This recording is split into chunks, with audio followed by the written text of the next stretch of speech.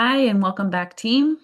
This is the module on lesson planning and reflective teaching for the TESOL certificate program. Excited to be back with you to talk about this important topic. Lesson planning, so important, and many of you may be completely new to this. So a lot to unpack today as we go through these slides together. So the topics that I'll cover in this video and the PowerPoint include being able to explain the purpose of lesson planning, why do we do it, identify essential components of an effective lesson and walk through the lesson plan template that you'll be using, design lessons that support meaningful communication. That will be the application that will come later with your micro teaching. Recognize the importance of reflective teaching and identify ways to reflect effectively on your teaching. So, to begin, a couple of focus questions. I want you to think back to one of your best teachers, your favorite teachers that you've ever had, and maybe even one of their lessons kind of stands out to you, or just in general. Think about what made their lessons memorable or effective for you as a learner. What do you think the teacher did to prepare for that lesson or those lessons in general? So, just kind of thinking back to a really effective teacher from your past can be from a long time ago or maybe in just the near past, and what made their lessons in particular effective for you, and what do you think that reflects about their planning style? And number two, I want you to imagine now that you've just finished teaching your very first English lesson. And I want you to come up with three questions you would ask yourself to decide whether the lesson was successful. And then also share why would those questions matter? Why are they important for us to ask? Okay, so once you've completed your focus questions, getting started with a little bit of humor. We have some cartoons here. Give you a second to read those.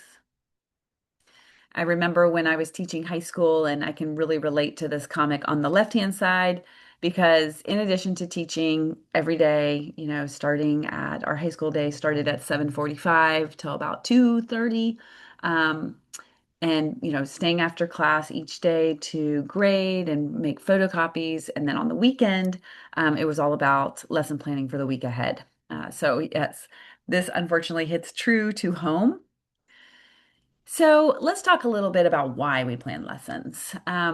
First of all, research shows that student learning, so student achievement, is directly correlated with how much and how well a teacher plans. So those are correlated with one another. And so it's really important. If you want your students to progress, then planning is going to be a key component with that. Also, when you have a lesson plan and it's prepared and you have everything kind of figured out already in your mind and on paper, you can really just let go of that and just focus on the implementation and the here and now. So that kind of takes off some of that cognitive load for you. And then consider that the average teacher makes 3 to 4 decisions per minute. So ongoing, you're going to be pivoting, making new decisions.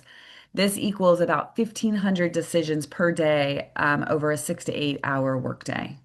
So just thinking about when you're in front of the classroom, yes, you are executing that lesson that you have thought about and prepared and wrote out, but think about all of the decisions you have to make. So things like, are my learners engaged? Right? Are they participating? Are they active? If they're not, how do I pivot? How do I get them more active?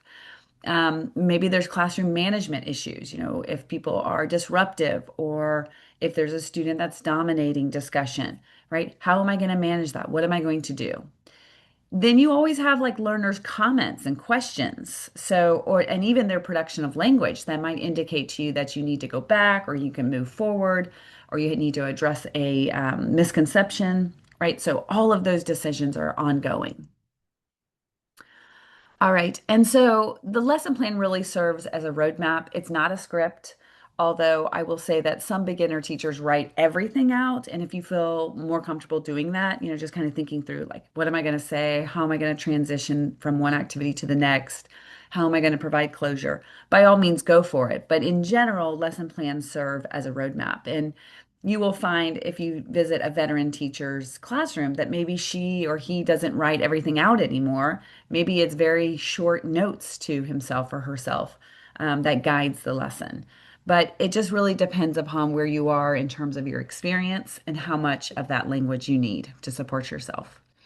So, effective teaching rarely happens by accident. Sorry. Yeah, teaching takes planning.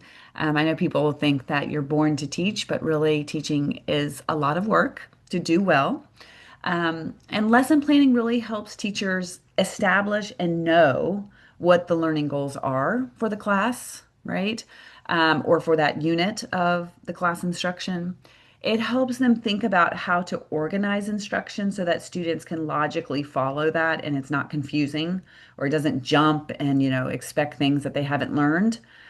It's also really important for preparing meaningful learning activities. This takes thought, right? You might have to find materials or make copies or gather supplies like realia to make it effective and make it possible. It gives you a chance, in like with more thinking time to anticipate student needs and challenges. And as you start to know your students better, you might even be able to anticipate that one particular student needs will probably need this at this point of your lesson. It helps you be more efficient in the classroom. So you're not going to be wasting time, thinking about what to do next or, coming up with a filler activity because you have it all planned out and you've been thoughtful about that.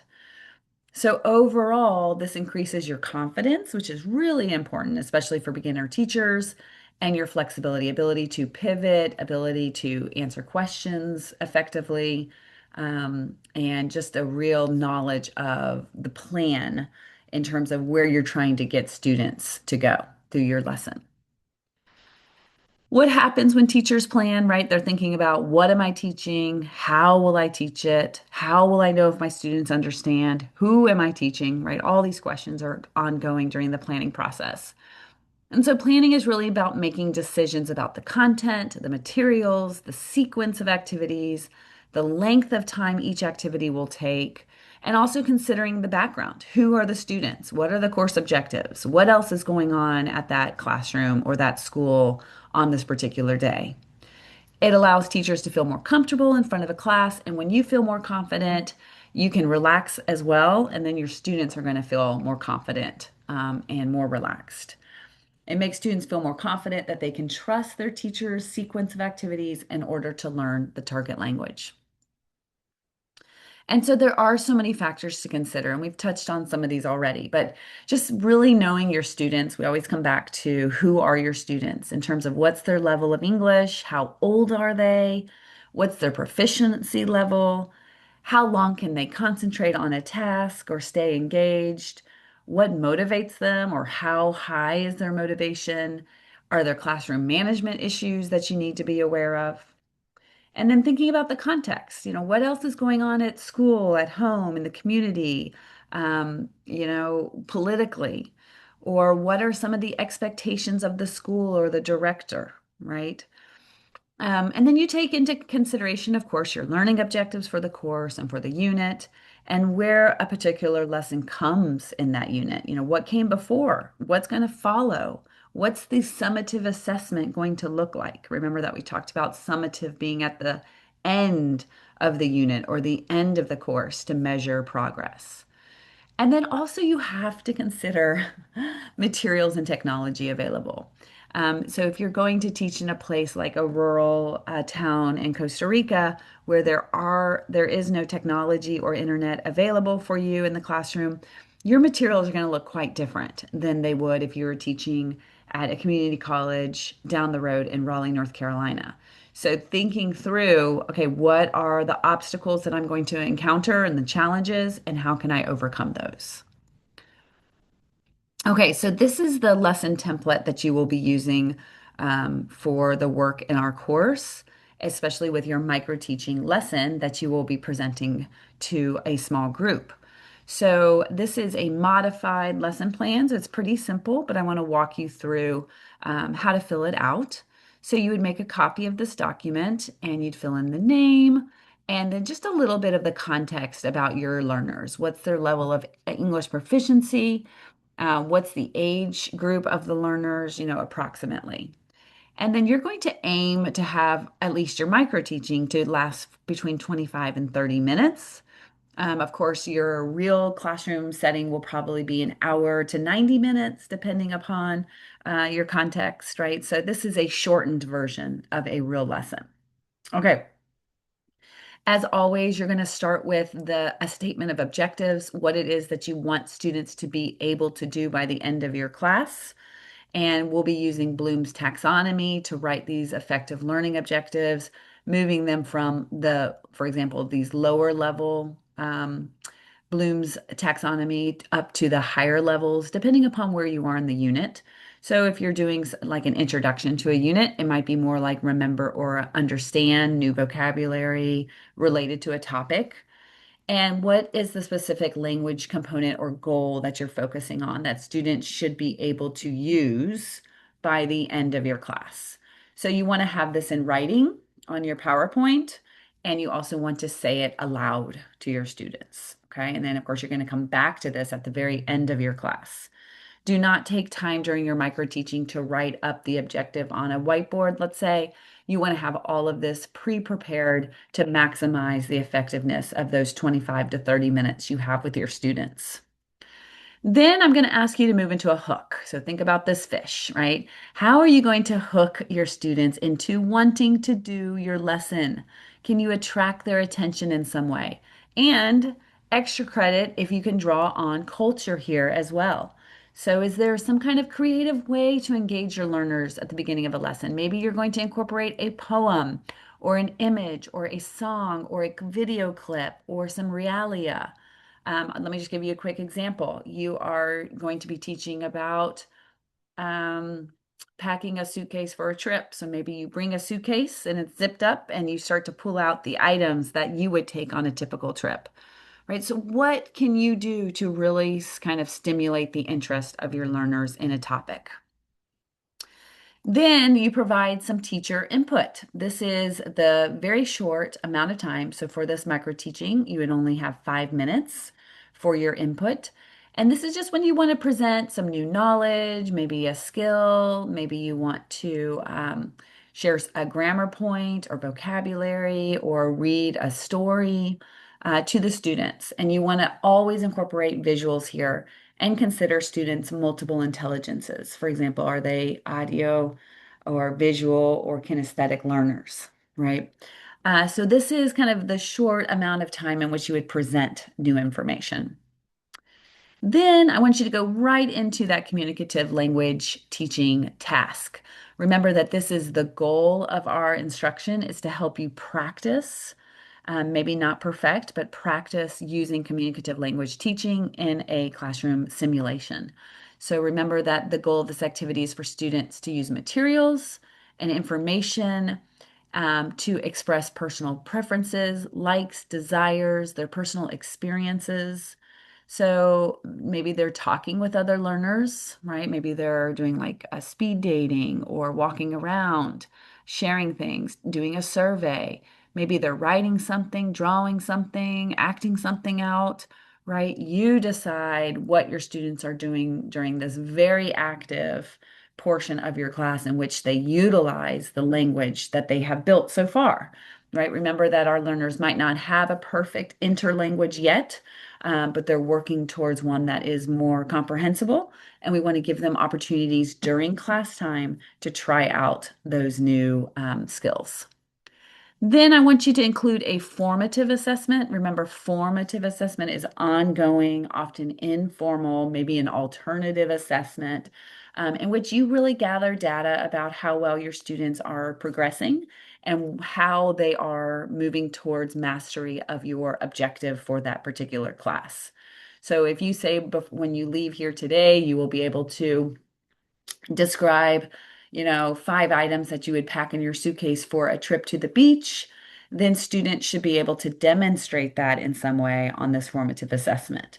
So you can think about if you want to use a ticket out the door, a 3-2-1 form, a rose and thorn, a 3 times summary, a Venn diagram, 3 things, or many whiteboards. Just a few examples of some common formative assessments. And that's it. So that's your lesson plan in a nutshell. This is a modified lesson plan. And let's say that you are actually starting to plan lessons in your future context when you're teaching English as a new language or as a foreign language. This would be the same structure that we'd want you to follow, but the time that you would have for each section would be longer. So you might have a little bit more time to spend on the hook, a little bit more time to present some new teacher input, more time for students to do a communicative language activity or a second language activity. Or maybe this gives you time for them to share more after that communicative language activity about what they learned about their classmates or about the world around them. And then again, maybe you could do a formative assessment that's a little bit more involved, that allows them to express what they learned and can do now at the end of that class. Okay. So this is a wonderful structure and it's something that we want you to start to work with, to start to think about beginning in this course. Okay. So it's important just to kind of have in mind, this is similar to that lesson plan, but just we can do these cycles, right? So we ask ourselves, what do I want students to learn?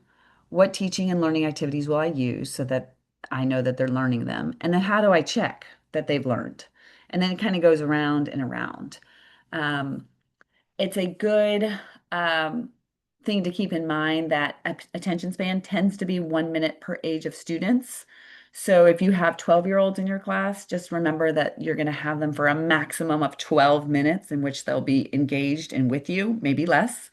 This only goes up to 20 minutes. So sorry, with adults, you still need to limit the amount of time you ask them to focus on something for 20-minute chunks. Okay. And of course, when they're more active participants, like in those communicative language teaching tasks, 20 minutes is going to be, very doable for them. Whereas if you are doing teacher input for 20 minutes, that is going to be the absolute limit that they will be able to focus on what you are saying, right? Because it's a more passive role typically when the teacher is presenting. So we know that that hook is so important to gain attention. Maybe you're activating prior knowledge, helping them recall things that they have learned in the past or make connections to life experiences. And then we are providing input, eliciting performance, that's the communicative language teaching tasks, and then providing feedback.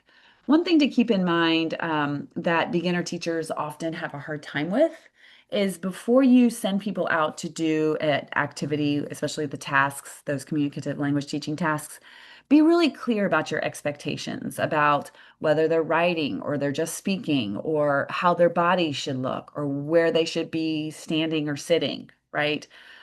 Also, think through when you're planning process, how much time are you going to give them? And it's really, really great practice to set a timer with a clear bell.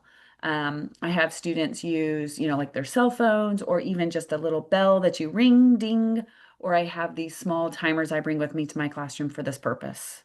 I like to use something a little bit louder. I was looking to see if I have mine here, but a little bit louder than a cell phone to get students' attention. Okay.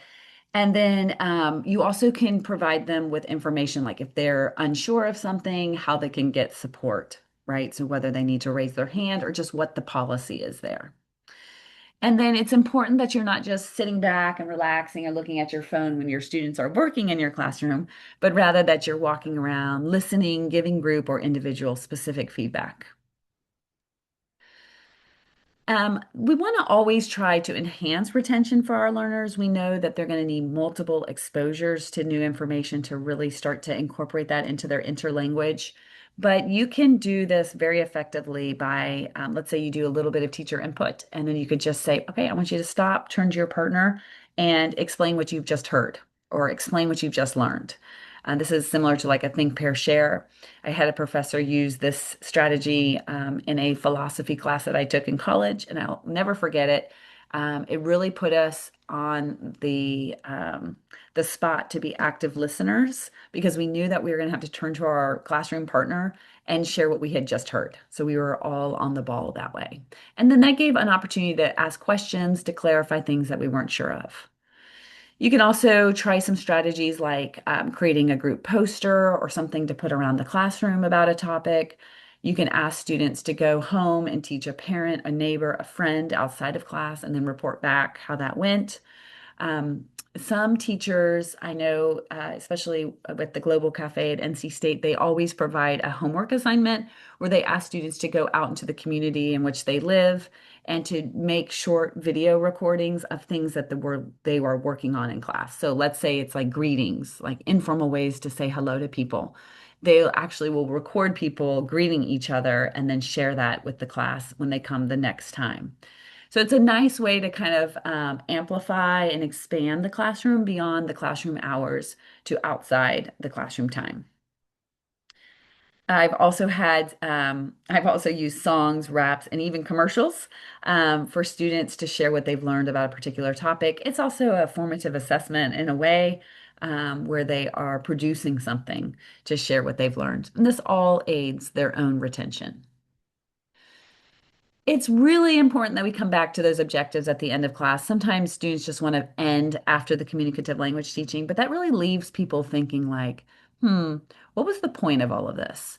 So if you can provide a very concise summary about what was learned, what was focused on during the class, and then move right into that exit ticket or that formative assessment where students demonstrate a particular new skill, that can be really effective, right? And so that also helps us make sure that that closure is complete. Okay, so that was kind of the bulk of planning lessons. And the second part of this module has to do with being a reflective and critical teacher. And again, for teachers to do teaching well, they really need to think about and reflect upon how each lesson goes.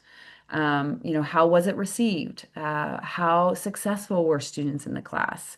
What classroom management issues came up, and how did I respond to those?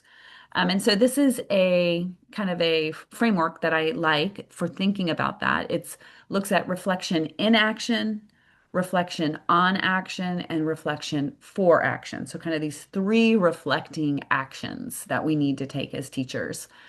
The first one is during the teaching. This is some of those decisions you're constantly making, the pivoting.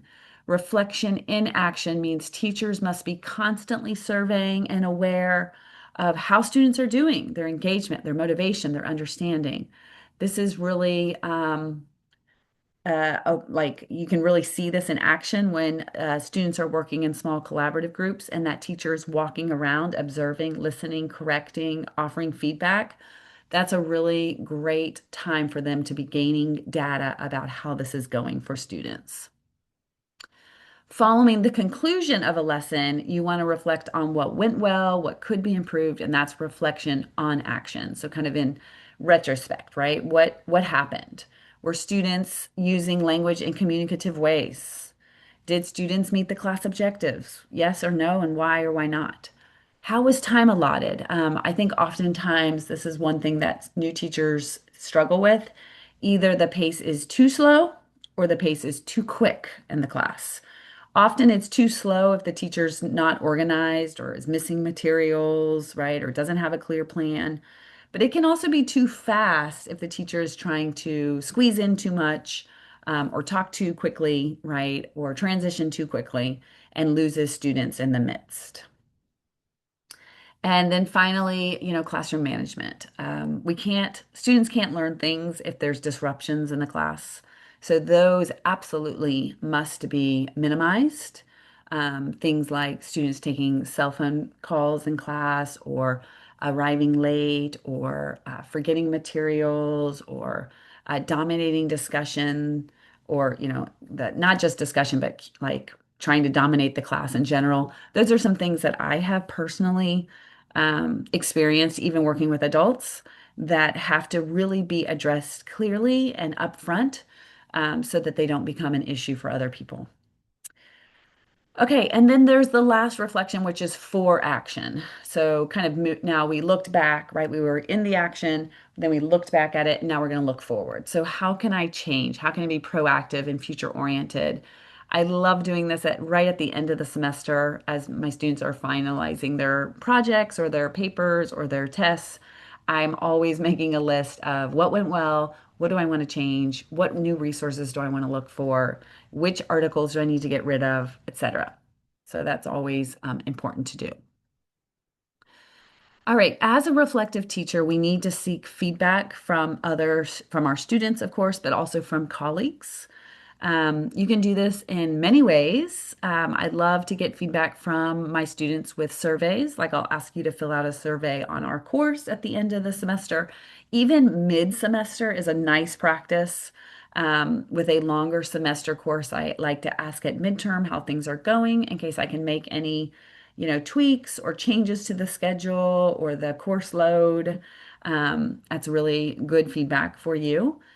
You can also just ask students to journal for like 5 minute papers. Feedback Fridays was something I used when I was a high school teacher. Every Friday, I asked my students to reflect on their learning and what activities they enjoyed and which activities they didn't enjoy. And then, of course, surveys of students' learning and satisfaction.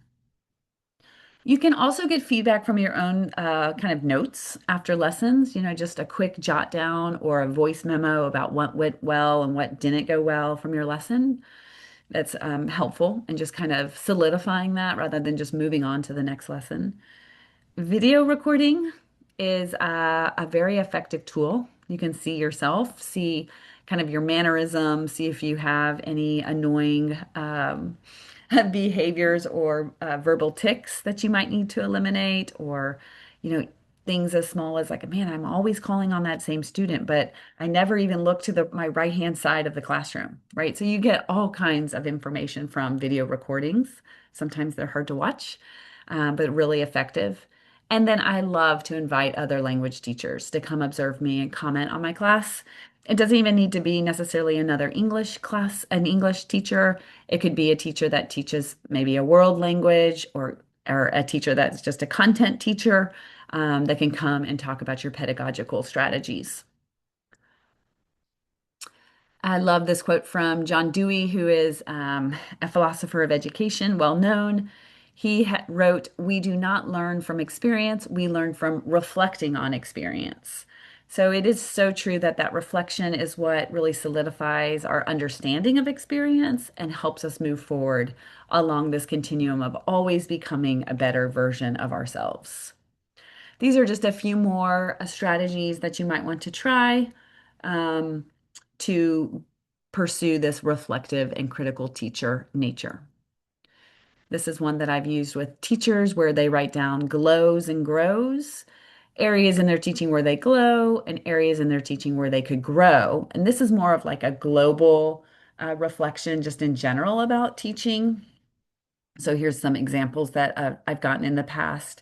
Teachers think that they often do a good job building students' confidence, let's say, in speaking English, or that they provide a very warm community feeling in the classroom.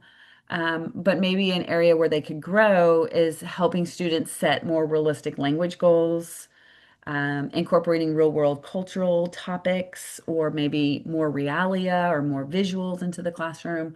So it's just a nice way to think about where you might improve globally. Finally, I just want to make a couple of suggestions. I know that you will be observing language teachers, English language teachers in the future, or maybe you are already. Um, it's a great idea to ask a teacher, whether before or after a class, just about their planning process. You could say, do you write a lesson plan? You don't necessarily have to demand to see one. Maybe they'll offer that they do have one, but just ask them how they do that. If they do provide you with a plan, you could compare what they plan to do and then what actually happens in the real class. Did they match up? Or there changes? Um, can you see what decisions the teacher was making during instruction and how that might have changed her sequence or maybe the activities or the length of time of activities, right? Pretty common. Also, if you have opportunities to talk to more experienced teachers, try to gather as much wisdom as you can from them, just about, what strategies they use to plan lessons. Maybe there's an app that they prefer, or, how do they like to organize their class? I will tell you for myself, I am still an extensive planner, but I found that when I'm in the classroom, I need a quick reminder of what I'm doing. So I would have my lesson plan, but I would also have just a small sticky note that would remind me of the actual sequence that I needed to follow. Also, in a classroom that I have ahead of time, I put up on the board the agenda for the students, and that also helps me follow along to make sure that I'm doing everything, even to the point of like checking things off as we go. Um, and then along those lines, you might talk to teachers about how their strategies vary from class to class, or how their strategies have changed over the years since they've been teaching. So just a few ideas for you to think about as you interact with other language teachers over the rest of your TESOL certificate program. Just a quick references, and that is it for this really important topic. You will have some experience doing some lesson planning by the end of this course as you start to prepare for your micro teaching during our in-person workshop. So I look forward to seeing what you plan and how you start to put all of these pieces, they're like puzzle pieces, you start to put them together to form your own practice. So best of luck, and I look forward to seeing you soon. Bye.